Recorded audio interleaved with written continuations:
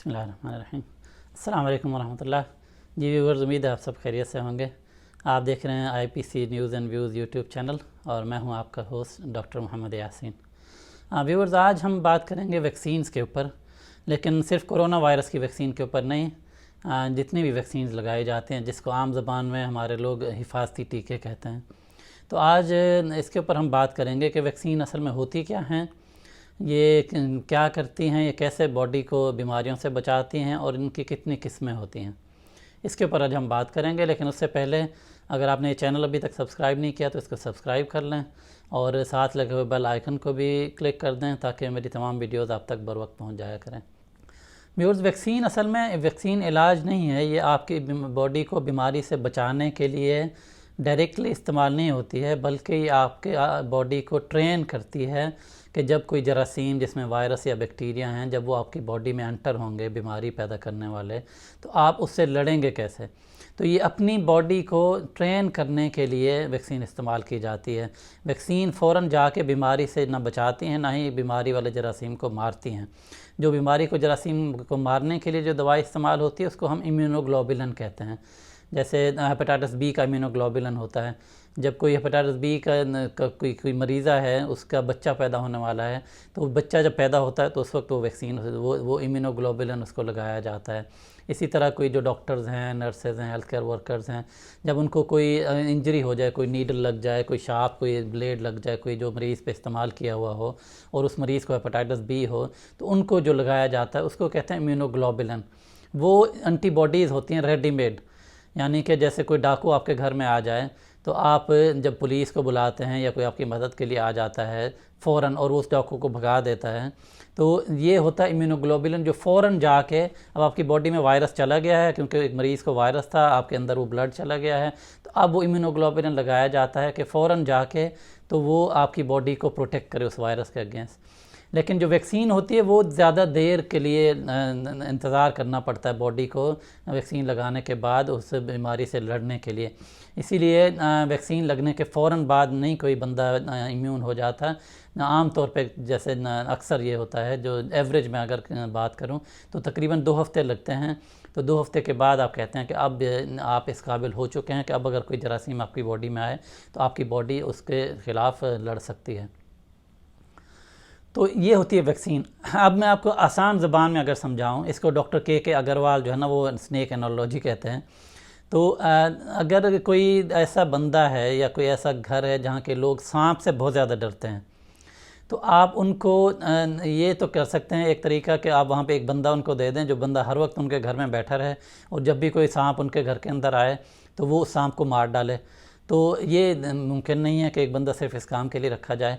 तो आप उनको खुद ट्रेन करेंगे कि वो उनके अंदर खौफ ख़त्म हो सांप का, या उनके अंदर हिम्मत आए, या उनके पास ऐसा तरीका उनको आ जाए कि वो सांप को मार सकें। तो इसको कहते हैं इम्यूनाइजेशन या वैक्सीनेशन, कि आप उनकी बॉडी को ट्रेन करेंगे। अब इसकी मैं मिसालें आपको देता हूँ। मसलन एक तो तरीका ये है कि वो नेचुरली खुद ही ट्रेन हो जाए, सांप उनके घर के अंदर घुस जाए। और एक सबसे जो बुरी सिचुएशन ये है कि सांप किसी बंदे को डस ले और वो बंदा या तो बहुत ज़्यादा बीमार हो जाए या खुदा न खास्ता उसकी मौत हो जाए। तो ये पॉसिबल है कि वो से बहुत ज़्यादा जहरीला सांप हो तो उसकी मौत वाक़ हो जाए। तो ये एक नेचुरल तरीका है कि अगर वो बंदा बच गया तो अगली दफ़ा वो कोई ना कोई ऐसा तरीका ज़रूर करेगा, अपने पास कोई डंडा रखेगा, कोई हथियार रखेगा, कोई तरीका ऐसा ज़रूर ढूंढेगा कि अगली दफ़ा जब सांप घर में आया तो वो सांप से लड़ के तो सांप को मार देगा। तो ये है नेचुरल तरीका। और इसी तरह हमारी बॉडी के साथ होता है। जब कोई बीमारी, हमें जरासीम वाली बीमारी होती है, जैसा कि हेपेटाइटिस बी है या कोई और इस तरह की बीमारी है, चिकन पॉक्स जिसको हम चेचक भी कहते हैं। अब एक बंदे को जब ये बीमारी होती है और वो उससे ठीक हो जाता है, अगर उसकी जान बच गई, तो अगली दफ़ा उसके अंदर एंटीबॉडीज़ बन जाती हैं, जो अगली दफ़ा जब वायरस उसकी बॉडी के अंदर आता है तो वो उसको पहचान लेती हैं और उसको मार डालती हैं। वो एक ट्रेन हो जाती है बॉडी। इसीलिए जब एक दफ़ा ये बीमारी हो जाए तो दोबारा से नहीं होती आम तौर पे। तो एक तो ये नेचुरल तरीका हो गया। जो अननेचुरल तरीका है या जो आर्टिफिशियल तरीका है बॉडी को ट्रेन करने का, वो ये है कि आप एक सांप का जहर निकाल दें। तो सांप का जहर निकाल के आप उस सांप को छोड़ दें उनके घर के अंदर। तो क्या होगा, उनको नहीं पता कि ये सांप का जहर निकला हुआ है, तो वो सांप को पहचानेंगे और उसको जिस तरह से भी होगा वो ज़ाहिर छुपेंगे तो नहीं, घर के अंदर सांप आ गया ये तो नहीं आप घर में छुप के बैठ रहे हैं, कब तक बैठेंगे, तो आप कोई ना कोई तरीका ढूंढेंगे सांप को मारने का। तो ये तरीका होता है जिसको हम कहते हैं लाइव एटीन्यूएटेड वैक्सीन। तो लाइव एटीन्यूएटेड वैक्सीन्स में क्या होता है, उस एक ज़िंदा वायरस होता है या बैक्टीरिया होता है जिसका कि उसके अंदर बीमारी पैदा करने की सलाहियत ख़त्म कर दी जाती है। जैसा कि सांप में से आप जहर निकाल दें तो वो डसेगा भी तो कुछ नहीं होगा। इसके अंदर आज जो वैक्सीन आती हैं उसमें BCG है।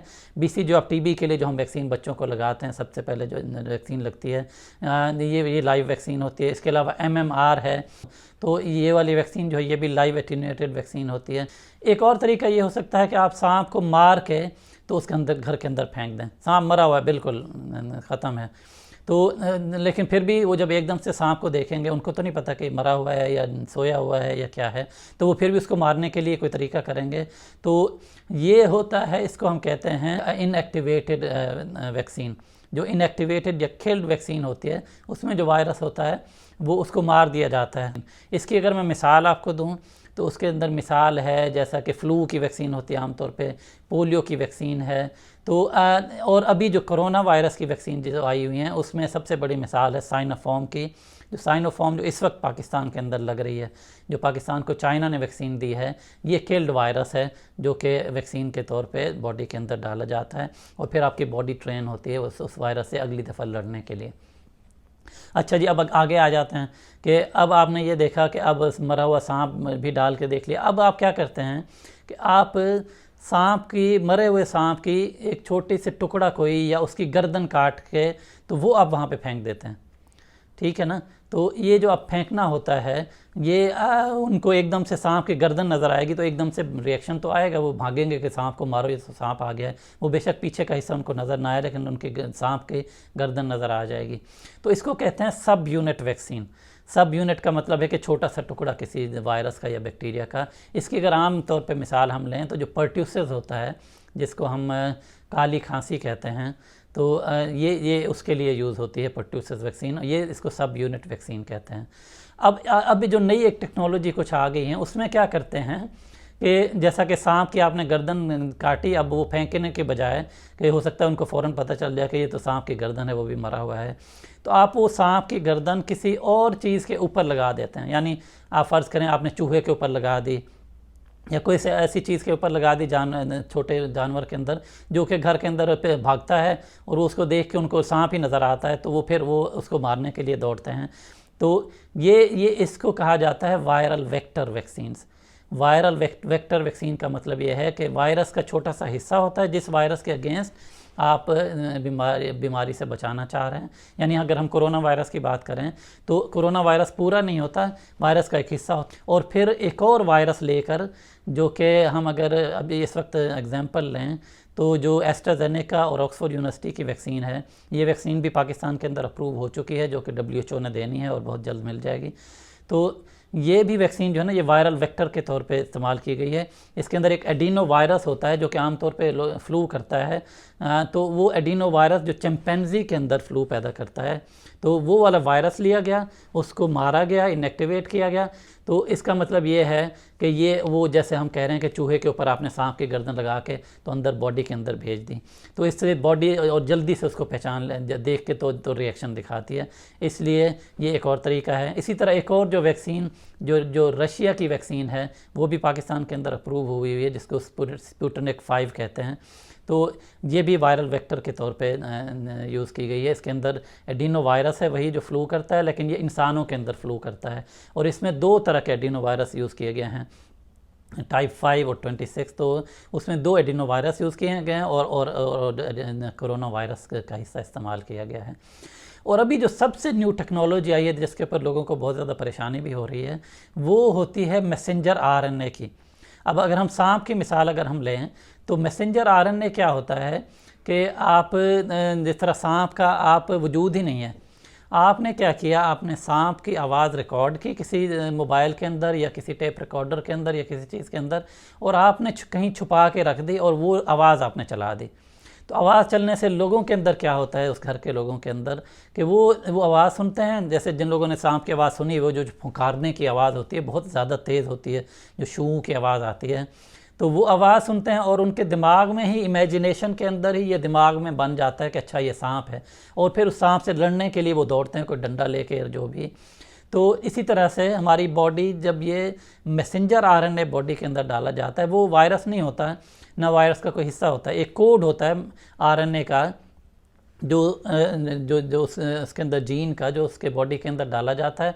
फिर हमारी बॉडी खुद स्पाइक प्रोटीन बनाती है, यानी जैसे हमारे दिमाग में सांप का एक इमेज आ जाता है कि अच्छा सांप आ गया है, तो उसी तरह से हमारी बॉडी स्पाइक प्रोटीन बनाती है और फिर उसके अगेंस्ट एंटीबॉडीज़ बनाती है जो उससे लड़ती हैं। तो ये व्यूअर्स, इसमें mRNA की वैक्सीन जो इस वक्त हैं वो 2 वैक्सीन हैं, एक फाइज़र और बायोनटेक की है और दूसरी है मॉडर्ना की। तो ये 2 वैक्सीन हैं जो कि mRNA टेक्नोलॉजी यूज़ करके बनाई गई हैं। एक और जो मैं बात आपको बताना भूल गया, एक और चीज़ होती है जिसको हम कहते हैं टॉक्सॉइड्स। अब टॉक्सॉइड्स क्या करते हैं, वो जहर, जिस तरह सांप का जहर होता है, तो जहर इसी तरह जो कुछ ऐसे जरासीम होते हैं जो कि एंजाइम्स रिलीज़ करते हैं, टॉक्सिक एंजाइम्स जो जहरीले होते हैं, एंजाइम्स वो रिलीज़ करते हैं बॉडी में जाके।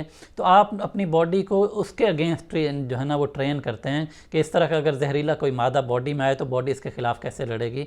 तो उनको कहते हैं टॉक्सॉइड्स। वो उन जरासीम का जो जहर होता है वो उसके से बनाई जाती हैं, लेकिन वो जहर ऑब्वियसली उसको ऐसे तरीके से ट्रीट किया जाता है कि अब वो जहर बीमारी नहीं पैदा कर सकता। तो इसकी 2 एग्जांपल्स हैं, एक डिफ्थेरिया है और टेटनस है। जैसे डीपीटी आप लगवाते हैं ना, अगर आपने वैक्सीन का नाम सुना हो डीपीटी का, उसमें पी तो है वो परट्यूसिस है जो मैंने आपको बताया, सब यूनिट वैक्सीन है, और जो टेटनस और डिफ्थेरिया है तो वो जो वैक्सीन है ना वो टॉक्सॉइड होते हैं जो कि जरासीम नहीं यूज़ होते, उसमें जरासीम का जो जहरीला मादा है वो इस्तेमाल होता है वैक्सीन के अंदर। तो व्यूअर्स, ये थी इन्फॉर्मेशन जो आपको देना ज़रूरी था कि आपको समझ आए कि वैक्सीन असल में होती क्या है, वैक्सीन का काम क्या है, ये कैसे बॉडी में जाके तो बॉडी को प्रोटेक्ट करती हैं।